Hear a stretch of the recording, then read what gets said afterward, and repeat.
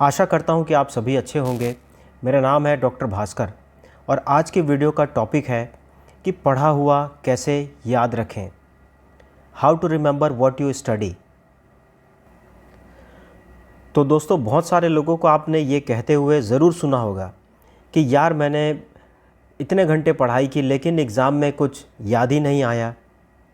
तो अब आप खुद सोचो यार, अगर कोई 10 से 11 घंटे पढ़ता है और उसे एग्ज़ाम में कुछ याद नहीं आता तो वो तो पढ़ाई उसने किया ही नहीं।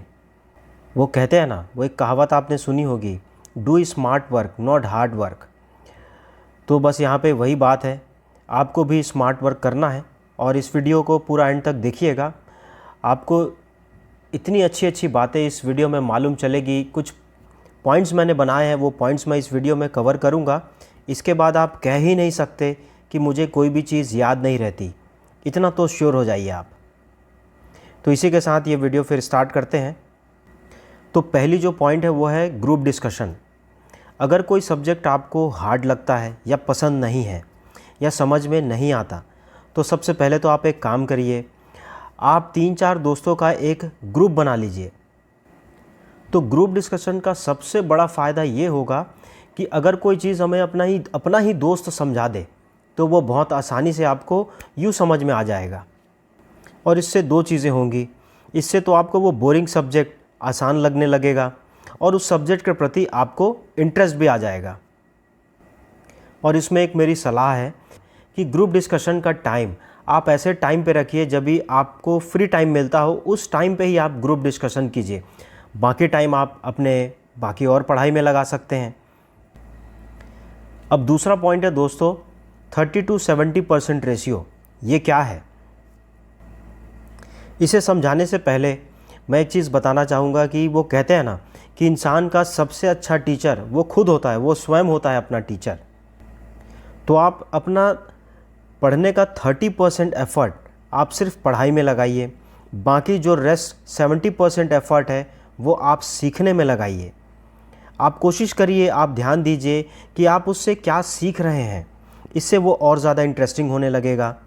मान लीजिए आपके पास पढ़ने के लिए 1 घंटा है, तो उस 1 घंटे में से आप 20 मिनट सिर्फ आप पढ़ाई में लगाइए, बाकी के 40 मिनट आप उससे क्या सीख रहे हैं इसके बारे में आप ध्यान दीजिए, जिससे आपको वो सब्जेक्ट इंटरेस्टिंग लगने लगेगा और आप चीज़ों को अच्छे से याद रख पाएंगे। तीसरा पॉइंट है दोस्तों कि अपने पढ़ाई के सेशन के बीच में आप ब्रेक लीजिए। कुछ लोग ऐसा करते हैं कि बहुत लंबी पढ़ाई करते हैं, वो क्या करते हैं, वो सीधे 8 घंटे 9 घंटे ऐसी पढ़ाई करते हैं। अब इसमें होता क्या है कि कोई इंटरेस्टिंग टॉपिक भी बोर लगने लग जाता है। तो इसमें आप बेहतर कर सकते हैं कि आप 3 या 4 घंटे के बीच में कोई ना कोई आप ब्रेक ले सकते हैं। अब वो ब्रेक या तो 5 मिनट 10 मिनट या 15 मिनट का भी हो सकता है। पढ़ाई के दौरान ब्रेक लेने से हमारा दिमाग रिफ़्रेश होता है, जिससे हमारे याद करने की क्षमता भी बढ़ जाती है, जिससे हमारे याद रखने की क्षमता भी बढ़ जाती है। चौथा पॉइंट है दोस्तों, एक नोट्स बनाना, रिवीजन नोट्स बनाना, या आप पढ़ाई के दौरान भी एक नोट्स बना सकते हैं। बहुत सारे लोगों को मैंने देखा है कि वो सीधा बुक से ही पढ़ाई करते हैं या टीचर ने जो लिखा दिया स्कूल में या कॉलेज में बस उसको ही वो पढ़ लेते हैं, लेकिन ऐसा नहीं करिए। आप किसी भी टॉपिक को पढ़ें तो इसका एक पर्टिकुलर नोट्स ज़रूर बनाएं। इस नोट्स का फ़ायदा ये होगा, जब भी आप रिवीजन करने के लिए बैठेंगे तो आपके पास वो नोट्स होगा, आप उसको देखने भर से ही आपको पूरा सारी चीज़ें याद आने लगेगी। तो ये बहुत अच्छा टेक्निक है, नोट्स बनाइए, जिससे आपको चीज़ें और बेहतर याद रहने लगेगी। पांचवा पॉइंट है दोस्तों, आप पर्याप्त नींद लीजिए। नींद इतनी ज़्यादा ज़रूरी है। अभी होता क्या है, एग्ज़ाम के दौरान हम एक तो एग्ज़ाम के प्रेशर में होते हैं, एग्ज़ाम का एक टेंशन होता है और हम नींद नहीं लेते बराबर। हमको ये पढ़ना है, हमको ये पढ़ना है, अरे ये टॉपिक छूट गया, इसको भी कवर करना है। लेकिन नींद इतनी ज़रूरी है दोस्तों, ये हमारी कोशिकाओं और हार्मोन को बैलेंस रखता है, जिससे हमने जो पढ़ा है वो हमें आसानी से याद रहता है और हम बिल्कुल फ्रेश महसूस करते हैं एग्ज़ाम के दौरान। तो पर्याप्त नींद ज़रूर लीजिएगा। और छठवां पॉइंट है दोस्तों, बहुत ज़रूरी, हेल्दी फूड लें। ऐसे बहुत सारे बच्चे हैं जो एग्ज़ाम के दौरान अपना भोजन कम कर देते हैं या वो खाने को इतना महत्व नहीं देते हैं, जो सबसे ज़रूरी चीज़ है उसे भूल जाते हैं।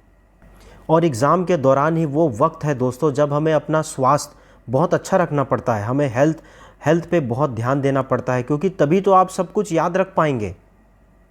और स्वास्थ्य अच्छा रहेगा तो आपका पढ़ाई में भी मन लगेगा, आप चीज़ों को और बेहतर तरीके से याद रख पाएंगे। तो यहाँ पे मैंने 6 पॉइंट्स बताई हैं दोस्तों, और अगर ये पॉइंट्स पे आपने अमल किया, इसे आपने ध्यान दिया या अपने लाइफ में अप्लाई किया, ज़रूरी नहीं ये एग्ज़ाम के लिए ही काम आए, आप इसे हर एक फील्ड में अप्लाई कर सकते हैं। मैं गारंटी देता हूँ दोस्तों कि आपको हमेशा जो भी पढ़ेंगे आप वो याद रहेगा। तो इसी के साथ ये वीडियो आज फिर एंड करते हैं दोस्तों, और ऐसी ही वीडियोस देखना अगर पसंद है तो मेरे चैनल को आप ज़रूर सब्सक्राइब करिएगा। और मिलते हैं फिर नेक्स्ट वीडियो में। इसी के साथ नमस्कार।